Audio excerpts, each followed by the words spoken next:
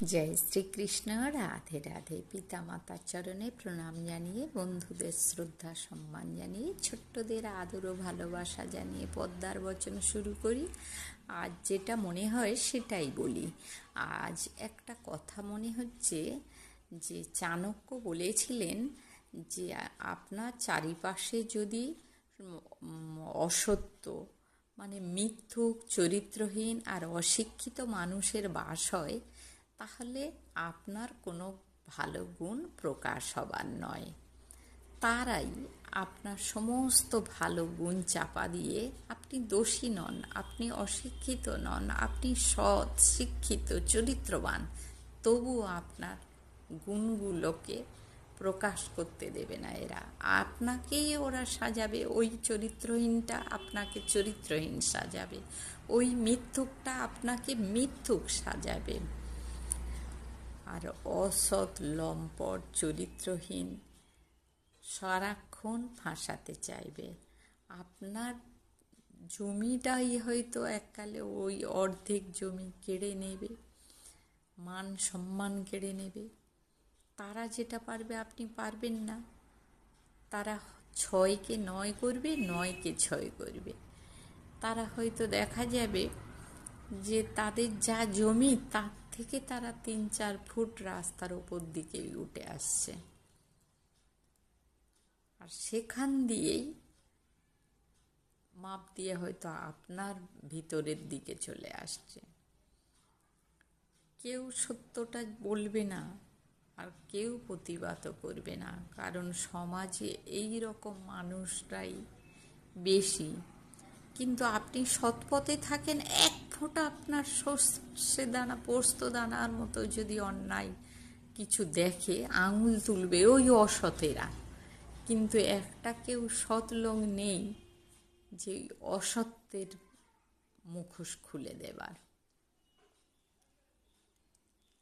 আপনি যদি চারপাশে আপনার এইরকম মিথ্যুক, অশিক্ষিত চরিত্রহীনরা থাকে, দেখবেন আপনি হয়তো তাদের মাঝে পড়ে গেছেন। আপনি হয়তো খুব ভদ্র মানুষ, চরিত্রবান, শিক্ষিত মানুষ, আপনার সমস্ত গুণ আছে, আপনার ওয়াইফের হয়তো ভালো গুণ আছে, গান না করতে পারেন, পড়াশোনা মানে ছাত্র পড়াতে পারেন, কিন্তু হয়তো বা পড়াচ্ছিলেন,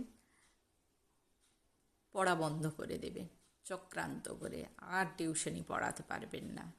গান করতেন হয়তো, দেখবেন গানেও বাধা বিঘ্ন ঘটাবে, গান গাইতেই দেবে না, ডিস্টার্ব করবে।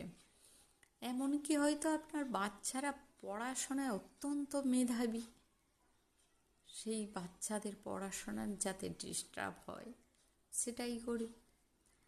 তাই সব সময় দেখবেন যাতে আপনার আশেপাশের পরিবেশটা গরিব হোক, শিক্ষিত হোক, সুন্দর মন মানসিকতার লোক থাকুক, অন্তত সৎ বলার লোক থাকুক, চরিত্রবান যেন হয়, তবে সেই পরিবেশে 1.5 কাঠা হলেও জায়গা নিন, বা একটা রুম থাকলেও ফ্ল্যাট কিনুন।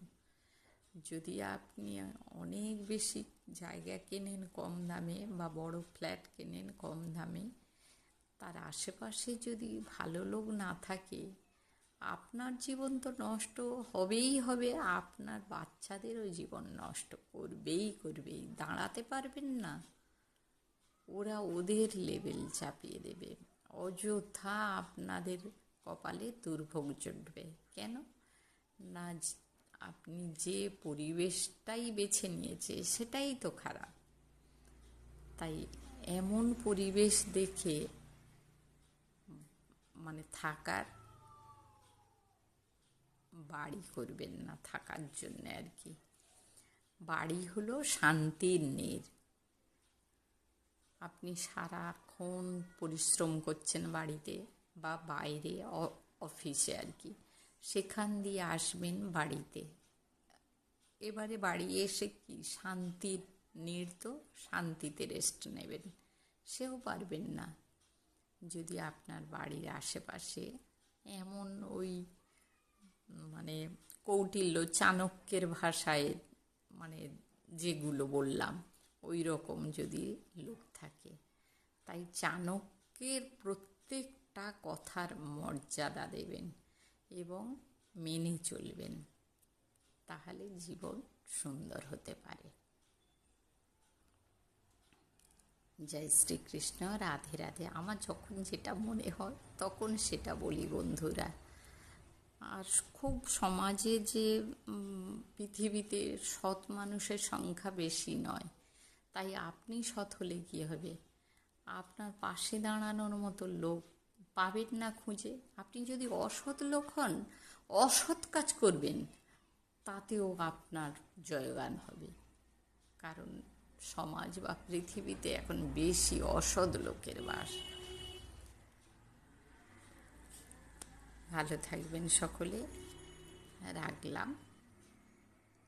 রাধে রাধে।